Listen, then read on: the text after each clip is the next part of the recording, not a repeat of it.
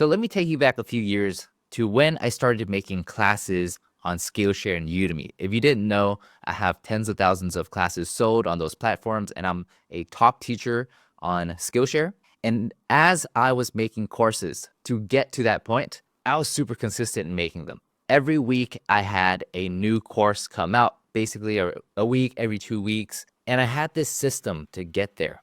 Now, it wasn't always like that, because if I dig back, it's actually like it took months before I got to this flow where I was able to come up with a video style that I could keep doing and just post out.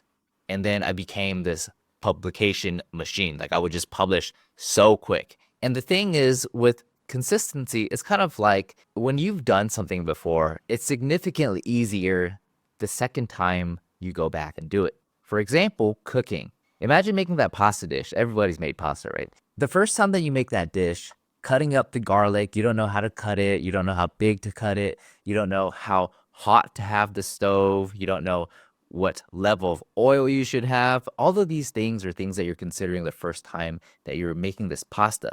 And then after many different reiterations, your pasta starts getting better and better and better. And the time that it takes for you to make it gets shorter and shorter and shorter, because you're so used to making this pasta now that you could basically do it with your eyes closed. Now, not literally, but you get the point. And so with these videos that I was making, I had to figure out a system for me. So that system looked something like this. I filmed the course, cut out all the videos, made the sound better, add the thumbnails or title cards rather, and then the animations, the motion graphic templates that would pop up on the video, and then I would master the audio. And then that would make it pretty good to be able to pass the quality assurance QA that I would do for my video.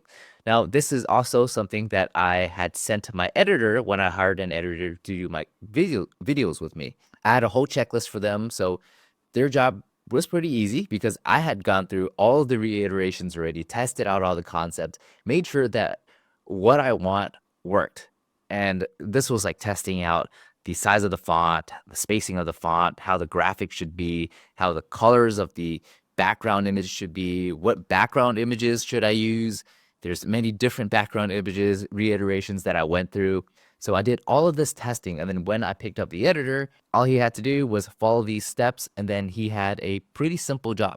Now, this is the same with YouTube. When I do YouTube now, I've been posting since October, and if you watch the graph, you can see that there's actually a big increase in watch time from October and the months prior, which had like nothing. That now, as I'm posting more consistently, I reiterated my process over the last few months. So what I had from October till now is months of reiteration. I remember specifically spending a whole month figuring out the system on how to record, angling it, what the style of the video looks like. And even though it's super simple, like you watch some of my other videos, it's literally just me on one side and the screen record on the other side.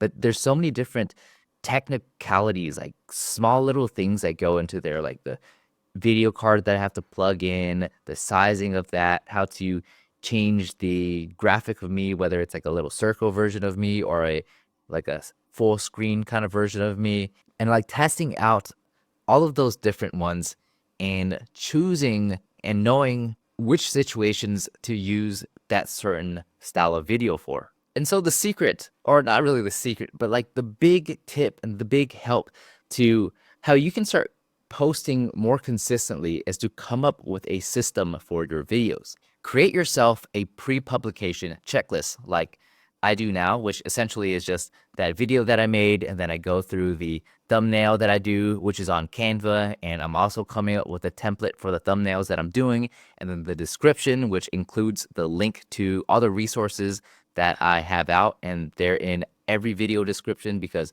I'm constantly updating this resource database, because eventually this is going to lead to a content creation program, because ultimately for me, like the dream goal would be to be around some awesome content creators. We take a bike trip around Chiang Mai or something, And this is actually like me thinking of my friend Marcus and DJ. And as we went through the mountainsides of Thailand, the countrysides, it was amazing.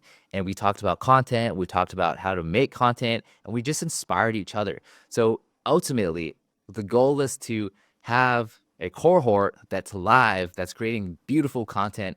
And the only way to get there is if I create these good resources, which is the free ones right now, to help people get their brand started. And then once they're at that level where it's like, hey, we could do this actual cohort thing in a remote location, then it makes sense, then we'll do it. So that's why I have the resources in my video. And then I go through hashtags on that. And then finally, it goes to publication.